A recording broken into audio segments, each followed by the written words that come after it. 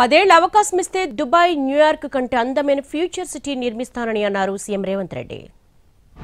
నాకు 10 సంవత్సరాలు ఇవ్వండి, న్యూయార్క్ లో ఉన్నోడు కూడా భారత్ ఫ్యూచర్ సిటీ నేను చూసి వచ్చినని చెప్పుకునే విధంగా ఈ రోజు ఈ నగరాన్ని నిర్మిస్తా. రేపు పొద్దుగాల మీరు గొప్పగా ఎక్కడుంటావు నువ్వు, నీ ప్రాంతం ఏది అంటే నాది భారత్ ఫ్యూచర్ సిటీ అని మీరు చెప్పుకునే విధంగా దీన్ని తీర్చిదిద్దే బాధ్యత మా ప్రభుత్వం తీసుకుంటుంది, నా సహచర మంత్రివర్గ సభ్యులు తీసుకుంటారు.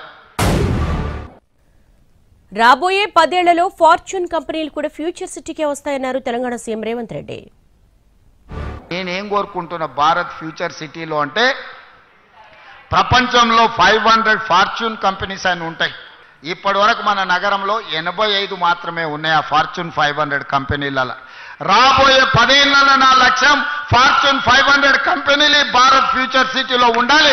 ప్రపంచంలో ఉండే ప్రతి కంపెనీ గొప్ప కంపెనీ ఫ్యూచర్ సిటీలో ఇన్వెస్ట్మెంట్ పెట్టే విధంగా ఫార్చ్యూన్ 500 కంపెనీలను మీ గ్రామానికి మీ ఊరికి తీసుకొచ్చి ఇదొక పెద్ద గొప్ప నగరంగా తీర్చిదిద్దే ప్రణాళికలు ఈరోజు మన ప్రభుత్వం చేస్తుంది.